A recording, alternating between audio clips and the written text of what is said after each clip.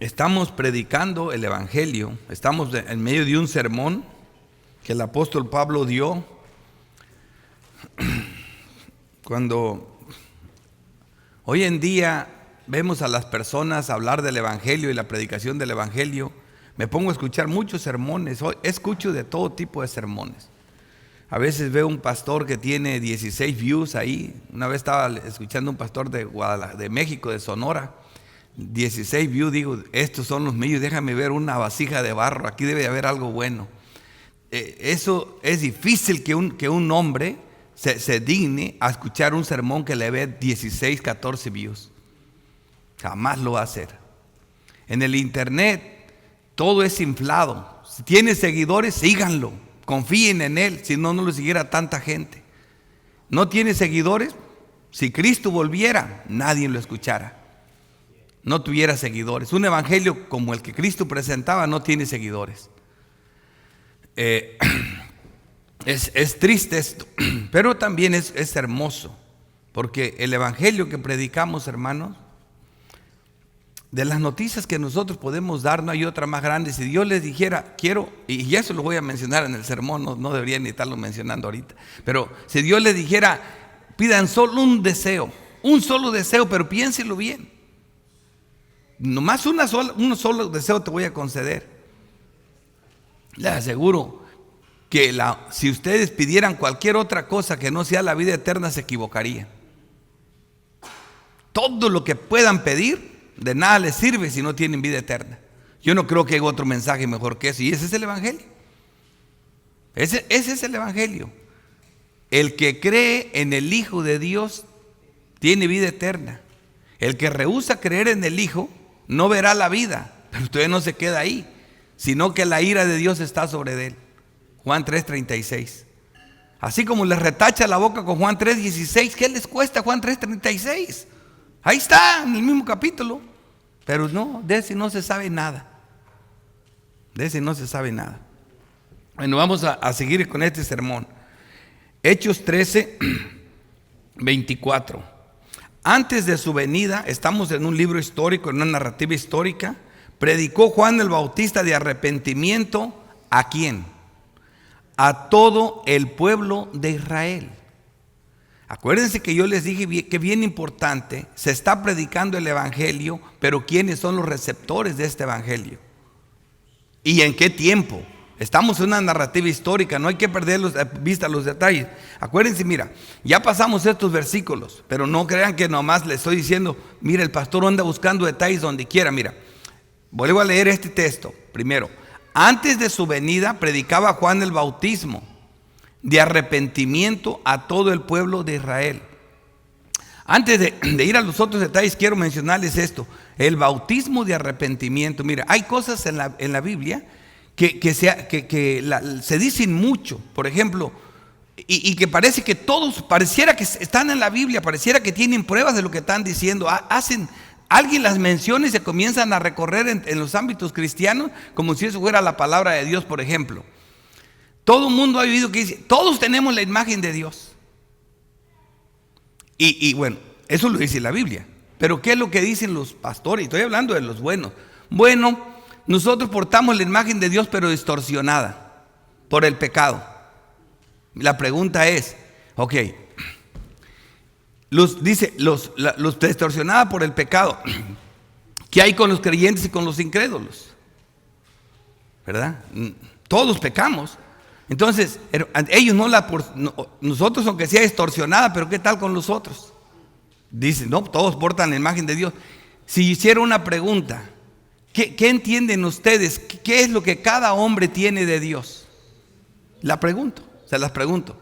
¿Qué es lo que en qué forma nosotros portamos la imagen de Dios? ¿Qué es lo que cada hombre tiene de Dios? Cada ser que nace, algo hay de Dios. ¿Qué es lo que tiene? No. Todo eso lo tiene, pero estamos hablando de algo que sea la imagen realmente de Dios. Todos somos inmortales. Tenemos una parte en nosotros que no muere. Eso a mí me trajo al evangelio, por eso lo traigo ahorita. Eso me trajo al evangelio. Jesucristo de sus labios santos dijo, murieron dos hombres. Uno que estaba destinado para la condenación y otro para el cielo. Esos hombres representan a toda la humanidad. Porque cuando muere un hombre, hay solo dos lugares donde va a ir. Inmediatamente uno estaba en el lugar de tormento y otro estaba en el seno de Abraham. ¿Y qué dice la Biblia? Que todo el mar va a entregar sus muertos, el Hades entregará sus muertos, y todos, grandes y pequeños, compadecerán ante el tribunal de Cristo. Oigan eso, ¿verdad? Todos, grandes y pequeños, van a compadecer ante el tribunal de Cristo para recibir lo que hayan hecho. Ahora, este es el punto principal. Si estamos hablando del Evangelio, oigan esto es bien interesante. Todos los seres humanos van a resucitar, buenos y malos. ¿Y para qué resucitan los hombres? Solamente para ser condenados eternamente en el infierno. Eternamente en el infierno. Y los otros para estar con Cristo eternamente en los cielos. Así que la cosa que es lo que nosotros tenemos, la imagen de Dios que todo ser humano tenemos, es el alma, la parte espiritual. Tenemos todos los seres humanos, hermano, una parte que no muere. Todos. Todo ser que nace tiene un alma. Y esa alma es la imagen que portamos de Dios. La eternidad. La eternidad. Y esa eternidad, ese es algo serio. ¿Por qué? Porque no termina con la muerte. No termina con la muerte. Después de ahí viene lo bueno. O un lugar, o el seno de Abraham, o el lugar de tormento. O sea, todo ser humano. O sea, no podemos decir, el evangelio no es para mí. No, si naciste, tienes un alma, tu alma es inmortal y esa alma solo tiene dos lugares.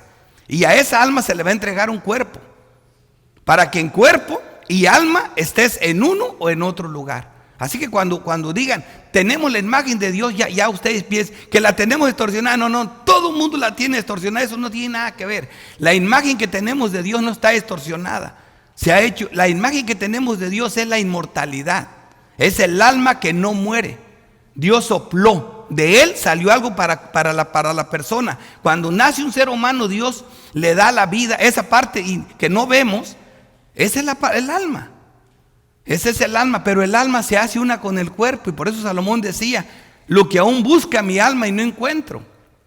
Aunque le des todos los placeres, todas las cosas del mundo, tu hombre interior va a estar completamente en sequía espiritual terrible, porque él solo se alimenta de Cristo. Él come y bebe a Cristo. Por eso Cristo dice, el que no coma mi carne y beba mi sangre no puede tener vida eterna. El alma solo come y bebe a Cristo. Por eso Cristo, el evangelio se centra, como estuve orando cuando empecé. ¿Qué es el evangelio? El que cree en el Hijo tiene la vida eterna. Ese es el evangelio. Y el que no cree en el Hijo no tendrá la vida, sí, pero la ira de Dios está sobre él. ¿Quieren saber el evangelio? No es que de tal manera amó Dios al mundo para que todo aquel que en él crea tenga vida eterna. Ellos se lo saben de memoria todo. Y todo el mundo, yo creo, ok, bienvenido al cielo. Eso no es verdad. Conocemos cómo es la situación. Conocemos la situación. Y es que estoy hablando de esto, no me ha salido de contexto. Estoy trayendo el evangelio. Pero quiero que distingan cómo en el libro de Hechos, que es una narrativa histórica, las cosas son muy diferentes. Volvamos a nuestro versículo. Hechos 13:24. Ahora sí, antes de su venida, todavía otra cosa, predicó Juan el bautismo de arrepentimiento. Otra cosa aquí, el bautismo de arrepentimiento, hermanos, ¿no se han puesto a pensar que en el Antiguo Testamento no se bautizaba? No sé si sepan qué profeta o quién bautizó. Nada. ¿Cuándo apareció el bautismo? Con Juan, el precursor de Cristo. Ese bautismo era un tipo de un antitipo que iba a suceder inmediatamente. A veces los tipos pasan y el antitipo viene en años. Este antitipo ocurrió en la misma vida de Cristo. Y esa transición la vamos a ver nosotros. Acuérdense, mira, el bautismo tenía un propósito, bautismo de arrepentimiento. Pastor, pero en el Antiguo Testamento hay menciones del bautismo. ¿Fuimos bautizados en el agua? Sí, pero lo sabemos por la doctrina, que fuimos bautizados en el mar. Y también dice que Noé fue bautizado en las aguas del diluvio. Ambos bautismos tienen algo en común, ¿qué? El agua. ¿Qué significa el agua? La purificación. es la redención, es la limpieza del pecado. Eso, a bautismo, ¿para qué? Para arrepentimiento ¿de qué? De pecado. Juan le decía al pueblo de Dios, al pueblo que conocía a Dios, tienen que arrepentirse. ¿Por qué? Porque ustedes son el pueblo de Dios. Ahora, por eso es importante que entiendamos a quién se le decía que se arrepintiera. Al pueblo de Dios. Tú no le puedes decir a un impío que se arrepienta. Ya lo hemos visto todo aquí. Se le tiene que decir ¿quién? Al creyente sí, pero no al impío. Aquí se le está diciendo al pueblo de Dios. Ahora veamos el sermón para que vean los detalles. Mire lo que digo. En el versículo 16, vamos siguiendo atrás. Entonces Pablo, levantándose, hecha señal de silencio con la mano, dijo: varones israelitas y los que teméis a Dios, oíd. ¿A quién le dijo? ¿Para quién era el sermón? Estamos viendo quiénes son los receptores del sermón. No era todo mundo, no, era israelitas. Varones israelitas. ¿Qué hacía Pablo como de costumbre? Primero iba a la sinagoga y predicaba primero a los israelitas, como de costumbre. ¿Qué les dijo Jesucristo? Ahorita lo vamos a ver. Vayan primero a las ovejas perdidas de Israel, ¿verdad? No vayan a los gentiles. Así llegó el mensaje.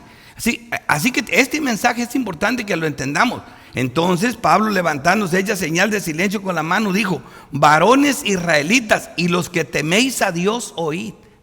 Pregunta: ¿todo el pueblo alrededor, aparte de Israel, temía a Dios? Era el único pueblo sobre la tierra. Solo a usted los escogido entre todos los pueblos de la tierra, no por ser el mejor. Ya estaba la elección en el pueblo de Israel. Y el versículo 17, estamos viendo los detalles, ¿verdad? ¿Para quién va dirigido el sermón? ¿Por qué les digo eso? Porque estamos en una narrativa histórica. Tenemos que ponernos allá, en el texto. El Dios de este pueblo de Israel, oigan esto, no el Dios de todo el mundo aquí. El Dios de este pueblo de Israel escogió a vuestros padres y enalteció al pueblo. Otra vez, siendo ellos extranjeros en tierra de Egipto, y con brazos levantados los sacó de ella, dice, y por un tiempo como de 40 años los soportó. Bueno, eso ya no. Ya, lo más importante es, ya vimos aquí los detalles para quién va dirigido el sermón. Ok, continuamos. Versículo 23. De la descendencia de este, y conforme a la promesa, Dios levantó a Jesús para Salvador de Israel. Oigan bien otra vez, ¿para Salvador de quién? De Israel. Para Salvador del pueblo de Dios, de la descendencia de este. Estamos viendo aquí, si lo seguimos en el 24. Ok, perdón. De la descendencia de este, conforme a la promesa, Dios levantó a Jesús para Salvador de Israel. Otra vez, del pueblo de Israel. Bueno, hasta aquí concluyo con lo que le estuve diciendo. Volvemos a nuestro texto. Entonces, antes de su venida predicó Juan el bautismo de arrepentimiento a todo el pueblo de Israel. Ahora sí ya les queda claro que la predicación es para el pueblo de Israel, ¿verdad? Vamos a continuar. Cuando hablamos así, vamos a ver ahora sí, estamos mostrando la transición de cómo se predicó el evangelio antes a cómo se predicaba hoy. Ya vimos las diferencias de cómo se predicaba el evangelio antes. Jesucristo mismo lo dice antes de venirse, dice, va a llegar el entendimiento, la forma de predicar va a ser muy diferente ahora, porque antes no contaban con lo que ustedes van a contar ahora. Ahora van a contar con una herramienta poderosa para el evangelio. Y vamos a ver Juan 16, 12. Dice Jesús, aún tengo muchas cosas que deciros, pero por ahora no las podré sobrellevar. Pero cuando venga el Espíritu de verdad, Él os guiará a toda la verdad, porque no hablará por su propia cuenta, sino que hablará todo lo que oyere y os hará saber las cosas que habrán de venir. Él me glorificará porque tomará de lo mío y os lo hará saber. Eso no lo tenían antes. Por eso Jesús se paró a medio del pueblo, a la mitad de la fiesta, y les dice, el que tenga sed venga, porque del corazón que creen brotarán ríos de agua viva. Esto dijo del Espíritu que había de venir cuando Él fuera glorificado, pero aún no había venido porque aún no había sido glorificado. O sea, antes de la glorificación de Cristo no lo tenían eso. No que no estaba el Espíritu Santo en acción, claro que estaba, pero no de esta forma. No enseñándonos a nosotros. Es la promesa que se hizo desde Jeremías, desde los profetas, que ya no será necesario que uno u otro nos instruyamos, porque el mismo Espíritu nos enseñará la verdad. Y eso es la herramienta que tenemos. Por eso, como dice Corintios, el hombre natural no puede percibir las cosas que son del Espíritu de Dios, porque para él son locura. Y no las puede entender porque no tiene el Espíritu. En cambio, el espiritual, acomodando lo espiritual a lo espiritual. el espíritu con el espíritu. Y eso es una bendición que tenemos ahora en el evangelio ahora. Para que vean la diferencia, ¿ok? Ahora sigamos la predicación de Pablo, 25. Más cuando Juan terminaba su carrera, miren la transición que estamos hablando. Juan estaba terminando su carrera. ¿Por qué decimos, oye, pero qué triste, ¿no? Que dice que Jesucristo da testimonio que Juan, de los paridos de mujer, nadie era más grande que él, en pureza, en santidad, ¿verdad? En personaje.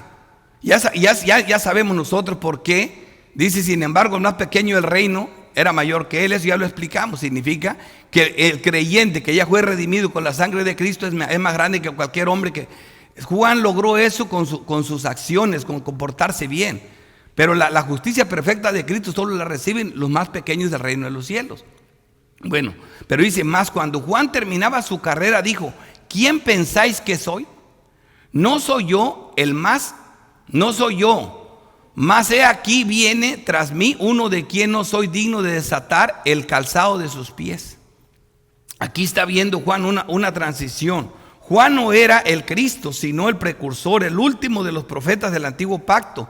Juan terminó su carrera tal y como lo vemos en Juan 3, que está muy bien presentado aquí. Juan 3, voy a entrar desde el versículo 25 para llegar, el versículo clave es el 30. Pero quiero que entiendan la transición.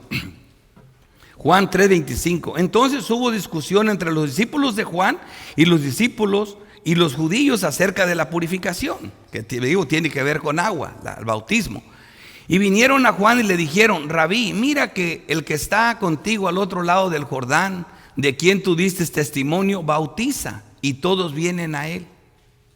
Por eso le estoy diciendo que el bautismo de Juan era un tipo del antitipo del bautismo de Cristo.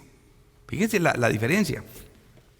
O sea, ahorita les explico bien eso. Respondió Juan y dijo, no puede el hombre recibir nada si no le fuera dado del cielo. Vosotros mismos me sois testigos de que dije, yo no soy el Cristo, sino que soy enviado delante de él.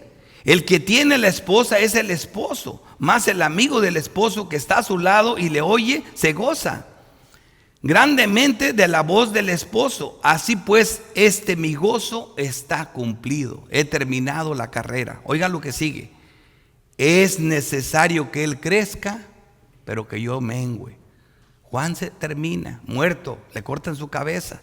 Su ministerio se terminó y viene el de Cristo. Ahora, ¿cuál es la similitud entre el bautismo de Juan y el bautismo de Cristo que predicamos ahora, que practicamos ahora? Era el bautismo para arrepentimiento del perdón de pecados.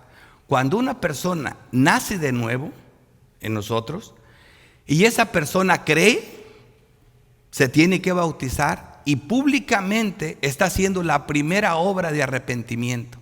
Ahora, esta persona ya se puede arrepentir porque ya tiene el Espíritu Santo. El Espíritu Santo la convence de pecado. Y lo primero que hace cuando es un verdadero creyente, me quiero bautizar. Quiero confesar delante de Dios, delante de la iglesia, de mis hermanos. Y esta es mi primera obra evidente que voy a dar de mi profesión de fe, que realmente nací de nuevo y morí al pecado y vivo para Cristo. A esto apuntaba el bautismo de Juan. Así que cuando hablamos arrepiéntete, esto es lo que es arrepentirse. El arrepentimiento solo lo puede, el genuino, el arrepentimiento que salva, solo lo pueden tener los verdaderos creyentes. Nadie que no sea verdadero creyente se puede arrepentir. Lo hemos explicado muchas veces, ¿entienden? O sea, de eso estamos hablando. Aquí está, en un libro histórico, pero hay que combinarlo con la doctrina para encontrar el verdadero significado. Esta es la diferencia. Así que este es el evangelio de Cristo. Este es el evangelio que predicamos. Y lo prometido es deuda. Me preguntan muchos, pastor, ¿qué texto hago? ¿Cómo le hago para predicar el evangelio? Yo le digo, mira, lo primero, los evangelistas se tienen que estar en la iglesia, tienen que conocer todas las doctrinas, tienen que haber sido enseñados con el consejo de Dios para predicar el evangelio de una manera correctamente. O los creyentes que ya entienden bien el evangelio, que saben cómo fueron salvados, después se entienden. Pero les digo, si hubiera un versículo clave sería Efesios 2 del 1 al 10. Contiene todo el evangelio, lo que es el evangelio, cómo deben de predicar el evangelio. Pero les dije, yo no quiero que este versículo me lo tomen como un Padre Nuestro. Se lo pueden aprender de memoria acá, cualquiera que encuentren. Y Él te dio vida cuando estabas muerto en tus delitos y pecados y la corriente de este mundo. ¿Qué es eso? No es para eso. Como el Padre Nuestro. ¿Cómo lo rezamos? Todos los que fuimos católicos. Padre Nuestro que estás en los cielos santos y a dormir. Ya cumplí. Ave María, Dios te salve María. No, y es todo. No, eso no es. Es entender el Padre Nuestro, es entender el Evangelio. Entonces lo primero que tenemos que ver aquí y Él os dio vida a vosotros cuando estabas muertos en vuestros delitos y pecados. Estamos viendo el antes del pero ahora, antes del pero Dios, ¿verdad?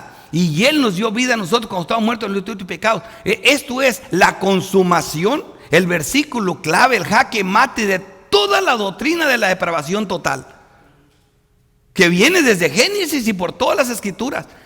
¿Cómo estábamos? Muertos en delitos y pecados. Un muerto espiritual que no puede arrepentirse ni porque le grites y le grites. Se puede arrepentir solo cuando Dios le da vida. Es verdad que nosotros le predicamos a muertos y Dios primero les da vida.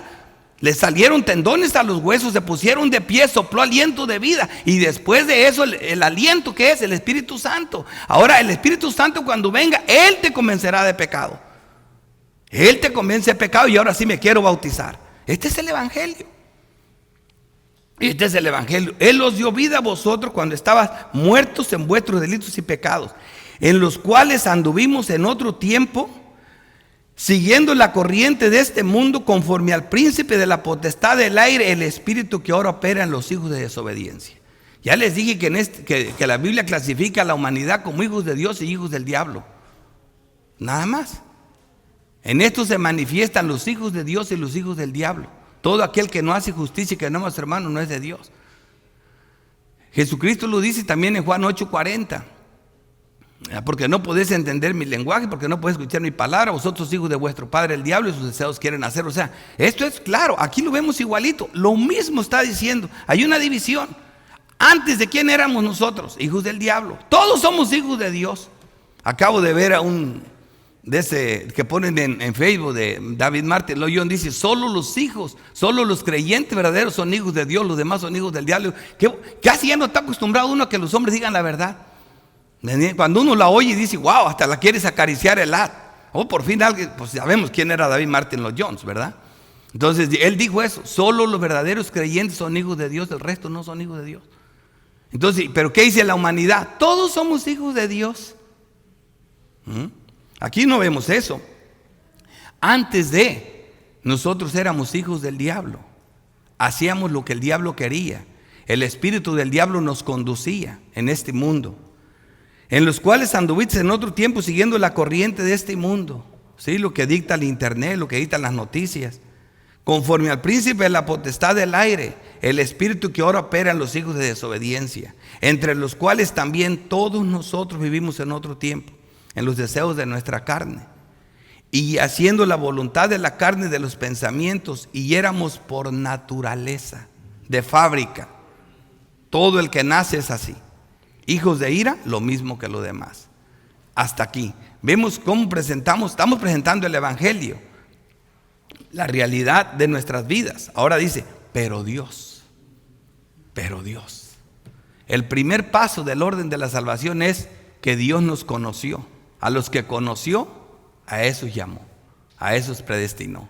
Dios, pero es Dios, así, pero Dios, que es rico en misericordia por su gran amor con que nos amó.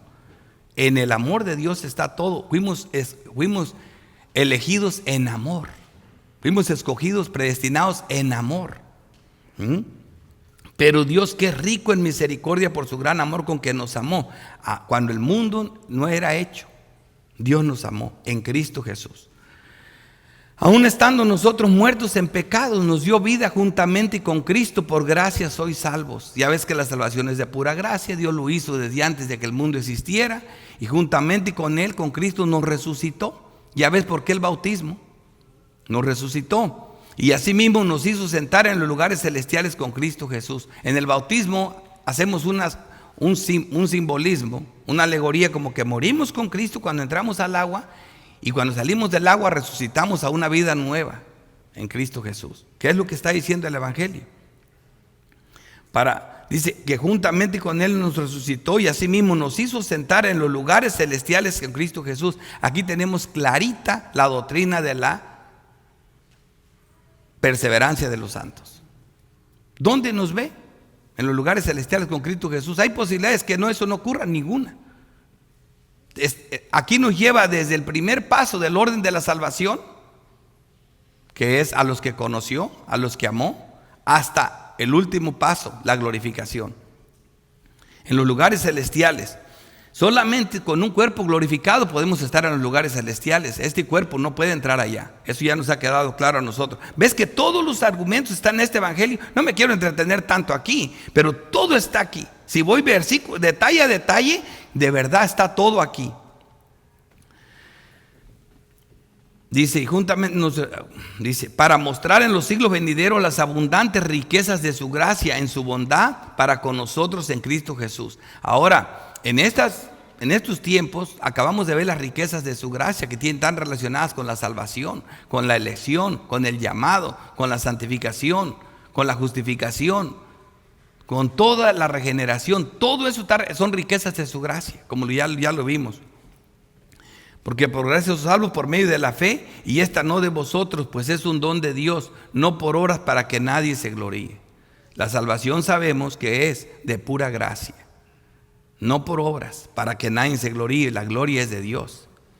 Pero dice, porque somos hechura suya, criados en Cristo Jesús para buenas obras. Aquí están las obras, para esos que son criados en Cristo Jesús, las cuales Dios preparó de antemano para que anduviésemos en ellas. Y aún esas obras, que son los frutos del Espíritu Santo, los frutos son del Espíritu Santo. Dios preparó de antemano para que anduviéramos en ella. Dios no nos pide que hagamos nada que Él no nos lo dé. Ya lo vimos nosotros. Ese es el mensaje que estamos predicando en Efesios, por donde quiera. Estamos viendo que todo lo que Dios nos pide que hagamos, Él nos da las herramientas necesarias para hacerlo. Así que no por obras, pero sí por obras. Al final de cuentas son las obras las que prueban que realmente nacimos de nuevo. Son las obras las que prueban si somos unos verdaderos creyentes, como dice Santiago. Son precisamente las obras, el arrepentimiento, que es lo que le pedía al pueblo de Israel Juan el Bautista y Jesucristo en sus inicios de predicación. Ustedes que son el pueblo amado, ustedes que Dios conoció, arrepiéntanse. Y es el mismo predicación que se le dice al pueblo de Dios, a los que nacieron de nuevo, arrepiéntanse de sus pecados. Ese arrepentimiento es para santos, es para los amados, es para el pueblo de Dios, es para los escogidos que se deben de arrepentir. Entonces ya quedando más claro, si eres el pueblo que Dios conoció, su pueblo amado, te toca vivir a la altura del supremo llamamiento. Las obras son la prueba de quién realmente es un verdadero israelita, ya que como está escrito, no todos los que descienden de Israel son israelitas. Porque somos hechura suya, criados en Cristo Jesús para buenas obras, las cuales Dios preparó de antemano para que anduviésemos en ellas. Aquí vemos la diferencia de cómo se estaba predicando el evangelio allá, pero con las mismas matices a diferente audiencia. Es todo, es la diferencia. Por eso cambiamos el orden. Allá comenzaban con el arrepentimiento, acá comenzamos con la fe. Porque este ni siquiera es el pueblo de Dios. Entonces, cuando le predicamos el evangelio a un incrédulo, le estamos predicando el evangelio hipotéticamente a muertos espirituales, ni siquiera sabemos si van a tener vida, como ya lo hemos dicho muchas veces. Versículo 26, varones hermanos, y les dice hermanos, ¿verdad? Porque era el pueblo de Dios, hijos del linaje de Abraham, para que no quede ninguna duda de a quién eran los receptores, y los que entre vosotros teméis a Dios. A vosotros es enviada la palabra de esta salvación, a vosotros, a ellos era. Así que, ven, cuando nosotros estamos en una narrativa histórica, tenemos que respetar las reglas hermenéuticas. Tenemos que ir a ellos entonces, antes de hacer todo lo demás, hermano. No podemos hacer una reflexión teológica del texto sin ir primero a ellos entonces, ¿verdad? Estamos viendo el contexto histórico, el contexto histórico y cultural. Tenemos que ver de qué manera, por eso así llegaban a las sinagogas primero. Ellos primero, tal como lo enseñó el Señor Jesús, Mateo 10:5, a estos dos envió Jesús y les dio instrucciones diciendo: por camino de gentiles no vayáis, y en ciudades samaritanos no entréis, sino id antes a las ovejas perdidas de la casa de Israel. Esas eran las que se les predicaba: arrepiéntanse, arrepiéntanse. Lo acabamos de tener una discusión allá arriba con una persona, y una persona que es nuestra, que es creyente, que es reformado. ¿Pero por qué? Por todo lo que se está diciendo por ahí por fuera. Pero gracias a Dios que todos me sorprendieron, todos, uno a uno, empezó con argumentos bíblicos. Yo no creo que el hombre quedó con esa mentalidad todavía, pero bueno. Mateo 15:21. Saliendo Jesús de allí, se fue a la región de Tiro y de Sidón. Y aquí una mujer cananea, estamos viendo por qué el evangelio primero llegó a los judíos, ¿verdad? Una mujer cananea que había salido de aquella región, clamaba diciendo: Señor, hijo de David, ten misericordia de mí.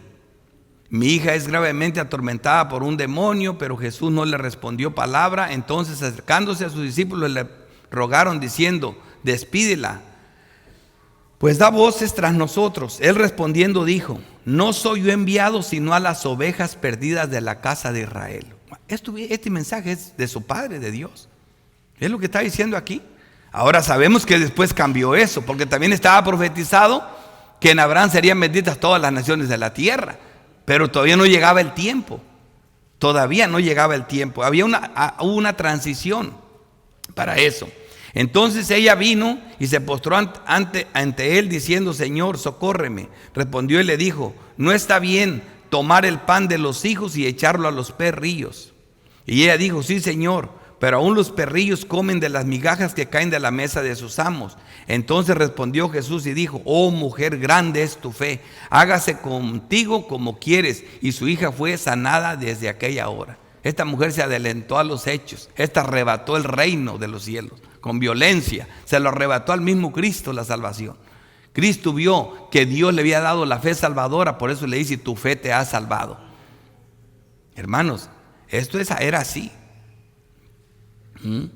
No se puede predicar el evangelio sin la obra de la cruz. Este es lo más centrado en el evangelio. Colosenses 2:12. Sepultados con él en el bautismo, en el cual fuisteis también resucitados con él. Ahí está el simbolismo del bautismo, ¿ves? Sepultados con él en el bautismo.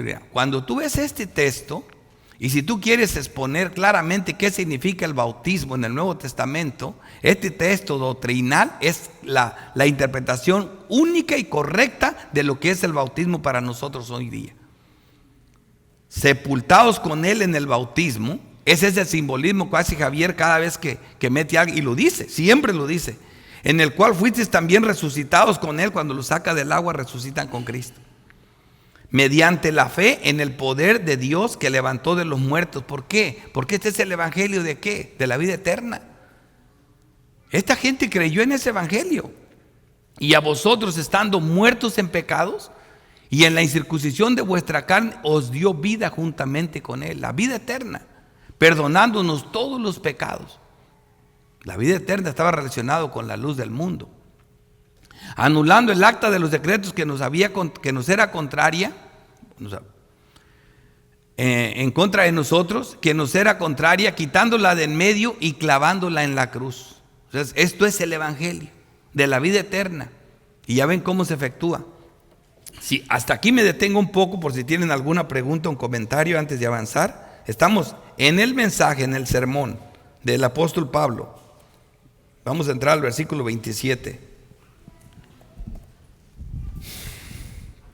Sí, mire, qué bueno que trae ese tema, y los textos que trajo son claros. Ese texto de la mujer cananea también, y muchos otros, porque como se ha dicho, lamentablemente en los púlpitos reformados mucho se dice que la verdadera conversión es un parto de gemelos. Y bueno, puede ser verdad hasta cierto punto, pero al final son palabras de hombres. La Biblia no dice eso en ninguna parte. Nunca dice algo así. Pero aún si fuese el caso, siempre sale uno primero y luego el otro. Claro, es lo que siempre les digo. A lo que voy es a esto. Es verdad que la conversión se compone de fe y arrepentimiento. En eso estamos de acuerdo. Pero ¿cuál precede a cuál? ¿Cuál es primero? Entonces, y yo quiero que nosotros como iglesia de verdad estemos claros en eso, porque aquí van a venir muchos pastores, muchos maestros que quizás nos van a decir otra cosa. O, por ejemplo, muchos se dice, sobre todo al final de las predicaciones, un llamado al arrepentimiento. Exacto. Un llamado al arrepentimiento. Bueno, eso es correcto decirlo para la iglesia, en realidad. Para la iglesia se le llama el arrepentimiento. Es correcto, en ese sentido sí. Pero no el llamado al arrepentimiento. Como ellos piensan que es para que se conviertan los pecadores. Exacto. No es correcto. Entonces, yo, ¿verdad? Y he estado meditando en ese tema también últimamente. Incluso cuando el Señor mismo le dice al profeta Ezequiel que vaya y le predica a los huesos secos, Dios no le dijo que les predicara arrepentimiento, no. Viven. O sea, eso es lo primero que se necesita, porque antes que eso no pueden hacer absolutamente nada los huesos, que es, obviamente ya sabemos, eso es una analogía de lo que Pablo dice luego en Efesios, ¿ve? Entonces, igual, el caso de la mujer cananea, y ya lo había pensado con ella y con otros más, el Señor nunca le dijo, tu arrepentimiento te ha salvado. No, siempre dijo, tu fe te ha salvado, tu fe te ha sanado. Y luego cuando vamos a la doctrina también, por ejemplo, bueno, Hebreos yo creo que es de los más claros que hay, siempre se dice por la fe, por la fe, por la fe. O sea, yo no sé de qué otra manera el Señor tiene que decirlo tan claro para que realmente nosotros entendamos que la salvación es por la sola fe en Cristo, aparte de cualquier obra. Y saben, yo quiero también ser claro en esto. El arrepentimiento, si bien es un don de Dios, igual que la fe, pero el arrepentimiento es la primera obra del creyente. Como pasa con el bautismo, es bautismo correcto. Para arrepentimiento. Correcto. Entonces, pero mis hermanos, de verdad yo quiero que estemos claros en esto, porque muchos van a escuchar en prédicas de pastores bautistas reformados que van a decir otra cosa. Y no es precisamente que sea una herejía, obviamente, no, ese no es el caso, tampoco lo estamos diciendo de esa manera. Pero por lo menos que nosotros como iglesia estemos convencidos en lo que las Escrituras realmente nos enseñan al respecto.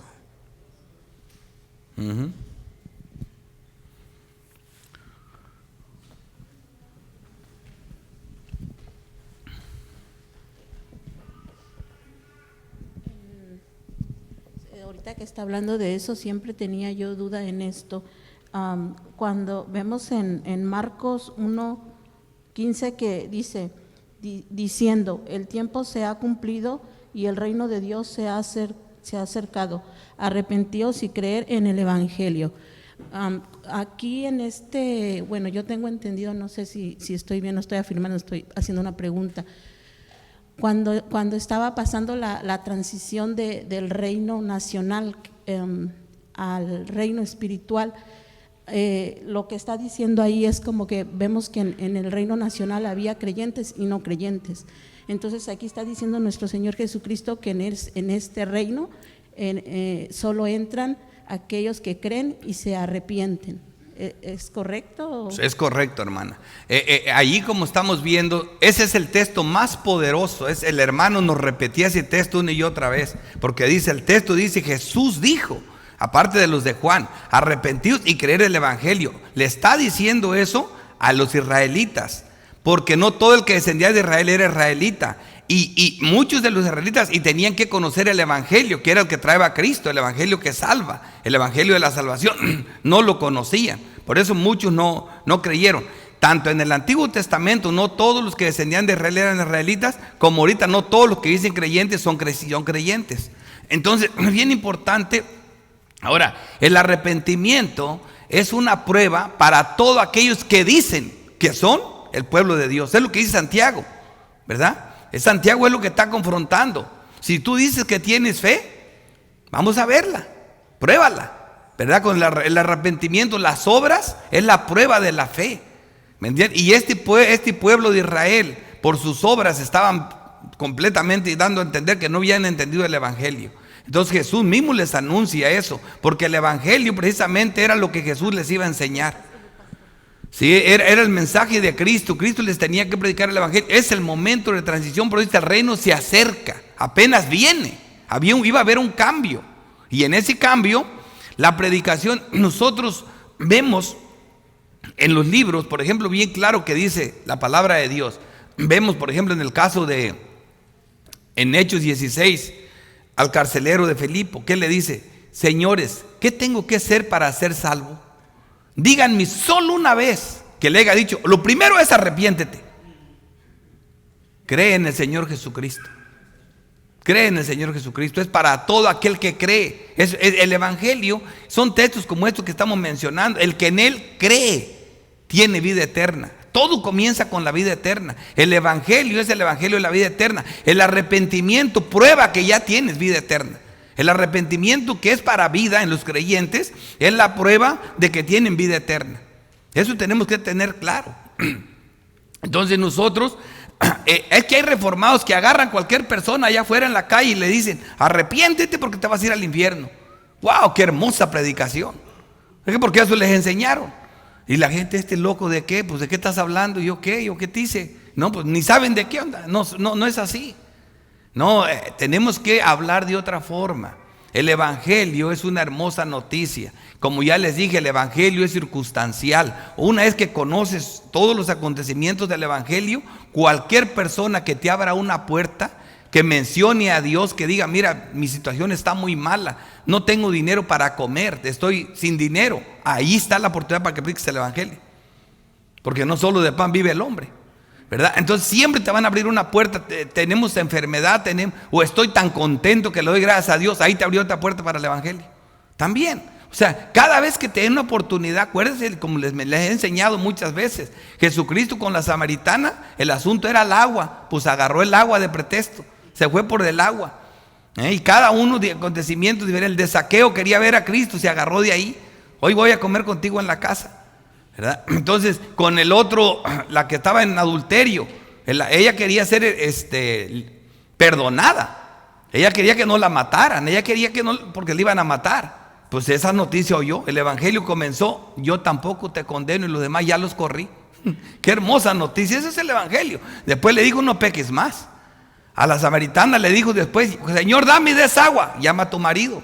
Ahora sí la confrontó con el pecado, después de que ella quería el agua ya de vida eterna. Entonces todo el tiempo vemos el mismo patrón, y la Biblia es abundante. Y cómo agarran 2 versículos o 3 solamente de los evangelios, que simplemente es una narrativa histórica también. El evangelio es una narrativa, no es doctrina en la mayoría de los casos, y de ahí quieren hacer una doctrina cuando no la ponen en la línea con toda la palabra de Dios.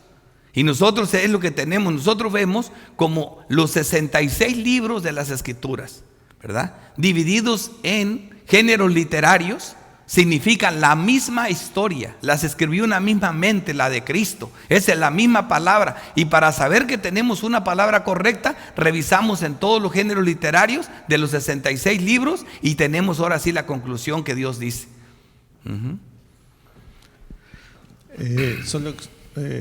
Como agregando a todo lo que se ha dicho, el evangelio lo podemos ver en la representación a través de todas las escrituras, como ustedes los pastores lo han enseñado. Cuando nosotros vemos en el Antiguo Testamento cómo Dios promete a un pueblo específico, refiriéndose a los pactos, ¿verdad? Cómo vemos que hace una promesa precisamente que a través de ese pueblo iba a venir la salvación, o esa simiente prometida. Vemos cómo el Señor se enfoca en un pueblo de promesa para salvación, y eso es lo que vemos hasta Juan, como usted lo mencionó. Lo vemos cómo se les predica el evangelio, porque era el pueblo de la promesa, el pueblo que a través de ellos iba a venir Cristo. Cuando ya aparece Cristo, vemos cómo ya eso ya deja de pasar, como lo dijo la hermana. ya no es solamente un pueblo, sino ya la inclusión de los gentiles, nosotros. Ahora, eso ya se convierte no en un nacional, un Israel nacional, sino en un pueblo espiritual. Pero porque esa promesa ya se cumple, porque ya está Cristo. O sea, cuando ya viene Cristo.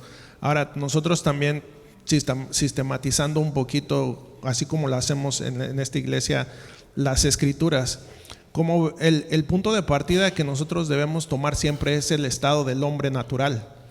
Entonces, nosotros partiendo del estado natural del hombre es que está en un estado caído, ¿verdad?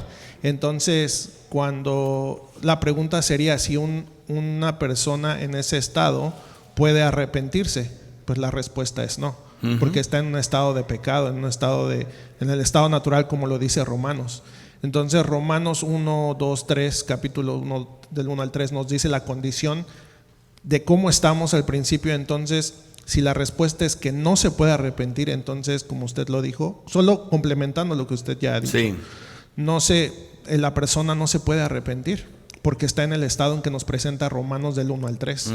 Entonces tiene que haber algo. Entonces, si lo ponemos en una línea del tiempo, el ser humano empieza en un estado caído, no tiene la capacidad de arrepentirse por sí mismo. Entonces tiene que haber algo externo a él para que se pueda arrepentir. En este caso es Dios.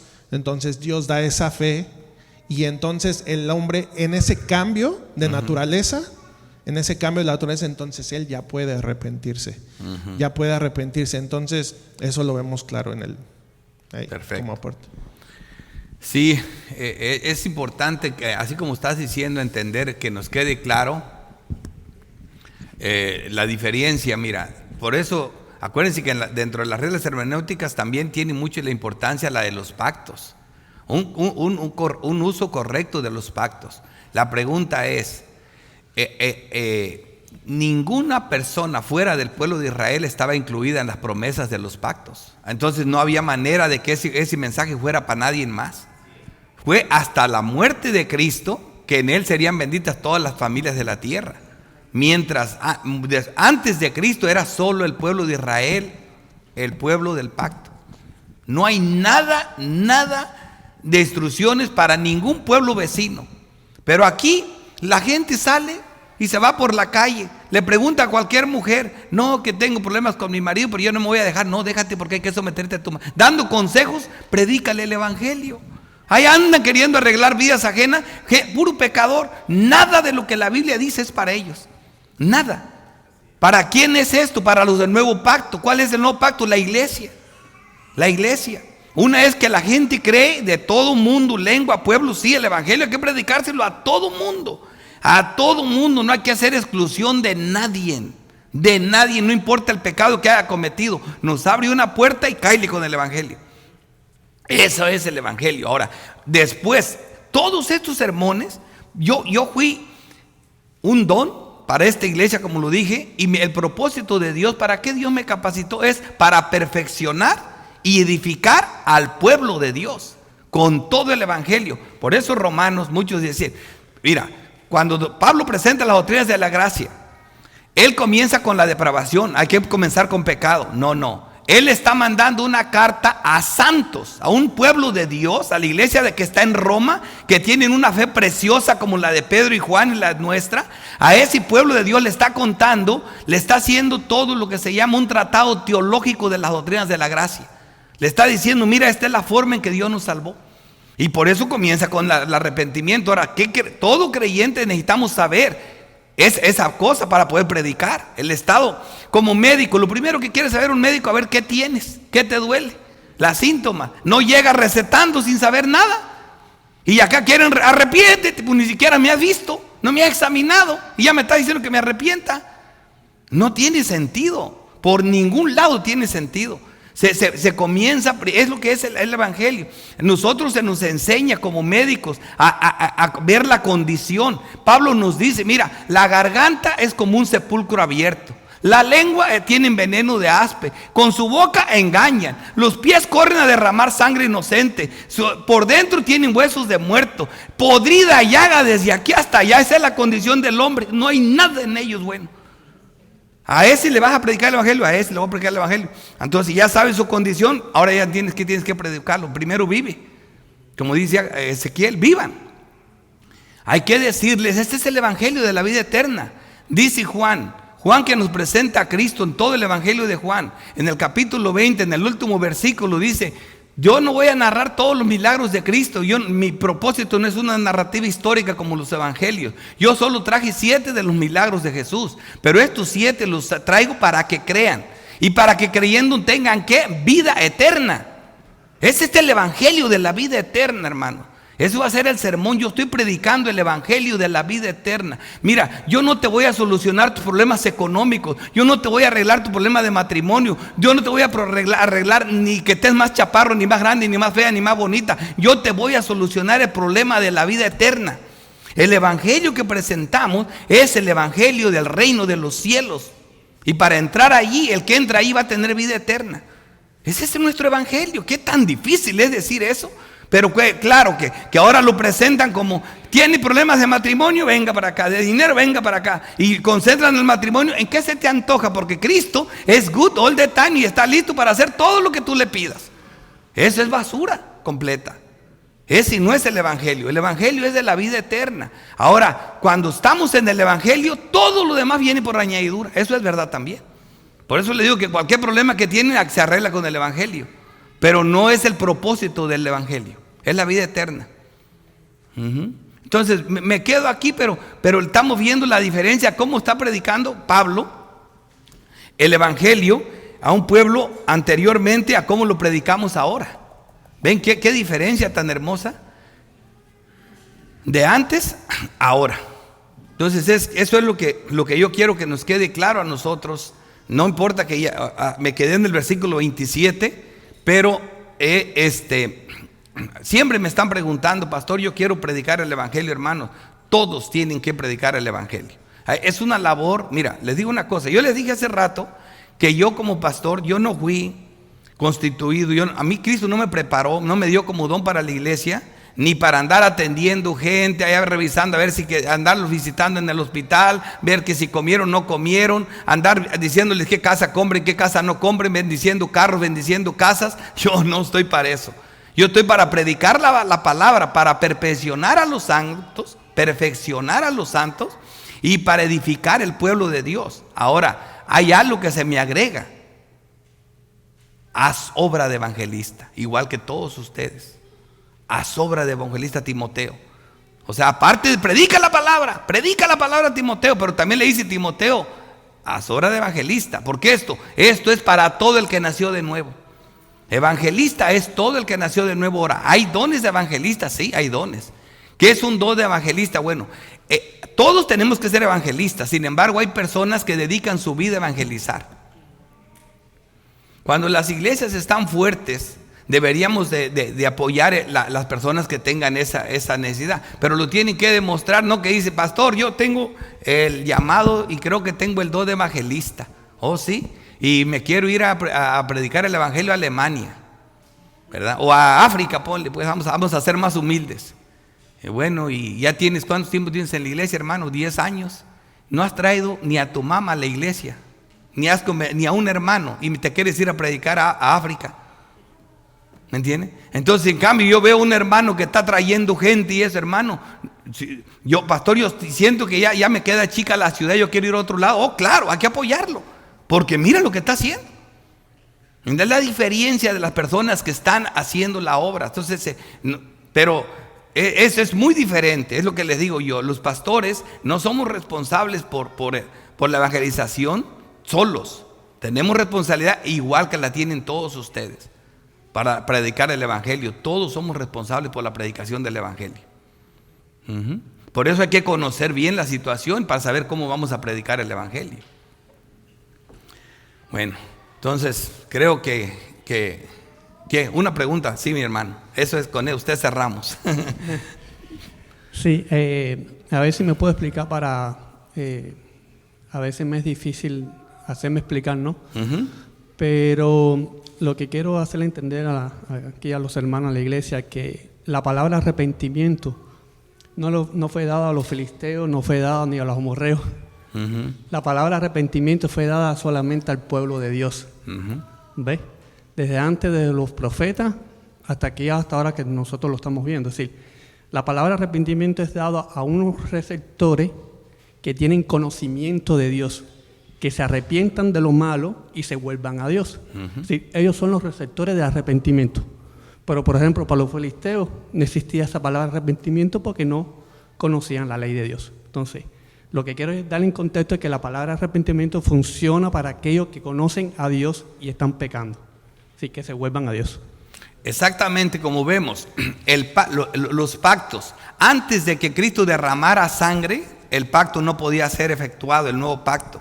Estaba Cristo predicando en el antiguo pacto y Juan predicando en el antiguo pacto. Por eso estaba prohibido ir a los gentiles. Tenían que ir a las ovejas perdidas de Israel. Sin embargo, también en el Antiguo Testamento alguno que otro gentil se salvaba, ¿verdad? Pero no era el propósito. Ahora, lo que está diciendo, nunca la palabra de arrepentimiento se le dio, como dice, a los filisteos ni a ningún pueblo alrededor. Es más, cuando ellos se llevaron el arca del pacto, los filisteos, para ellos fueron úlceras, para ellos fue cáncer, fue veneno, ¿me entiendes? O sea, su Dagón quedó despedazado en el suelo. Pero Dagón les funcionaba, pero nunca el arca del pacto. Entonces, porque era para el pueblo escogido. Ahora, ¿por qué el arrepentimiento al pueblo escogido prácticamente es la espada que divide a los que son, a los israelitas que verdaderamente son israelitas y a los que no son? Es lo mismo que hace Santiago. Santiago, que conoce bien el antiguo pacto, dice, es lo mismo. No todos los que descienden de Israel son israelitas. Bueno, no todos los que dicen que tienen fe de verdad la tienen. ¿Por qué? Porque por el arrepentimiento, por las obras. Las obras y el arrepentimiento están completamente ligados. Así que ¿cómo sé yo que realmente nací de nuevo? Las obras. Las obras. ¿Me entiendes? ¿Cómo sabíamos quién era israelita y quién no era israelita? Las obras. El que le creía a Dios, Abraham le creyó a Dios, sí, y actuó, y todo lo que Dios le mandó lo hizo. Es lo que dice Santiago. Rahab, la prostituta, le creyó a Dios, y su fe y sus obras le aprobaron que realmente le creyó a Dios. En el Nuevo Testamento es la misma cosa. Para todos nosotros que nacimos de nuevo, que creemos de entre todas las familias de la tierra, se nos predica la palabra de Dios, a nosotros se nos manda que nos arrepentamos. Así que tú fácil le puedes decir a un hermano que sabes que está en un pecado, hermano, lo vengo a llamar al arrepentimiento. Ahí sí estás perfecto. A cualquier hermano, porque yo veo que lo que estás haciendo no está bien, ¿verdad? Eso sí es muy correcto. Así que a eso se le llama a los hermanos, no a los de afuera. A los de afuera se les predica el evangelio. Yo creo que quedamos más o menos claro. Vamos a cerrar. Padre bendito, te damos gracias, Santo Dios, por tu bendita palabra. Te damos gracias porque nos sostienes con ella, porque tu Espíritu nos guía a través de ella, porque nos permites no perdernos del camino, porque siempre estás con nosotros, iluminándonos, guiándonos. Gracias por la comunidad de santos, por tu pueblo. Gracias porque sabemos que vas a seguir con nosotros, y te pido de antemano para que le des al pastor Javier la guía del Espíritu, para que seas tú hablando por su boca, Señor, para que seas tú guiándolo y edificando a tu pueblo, que estamos ansiosos por escuchar el evangelio de vida eterna, el evangelio del reino de los cielos. En Cristo Jesús te lo rogamos y te damos las gracias. Amén.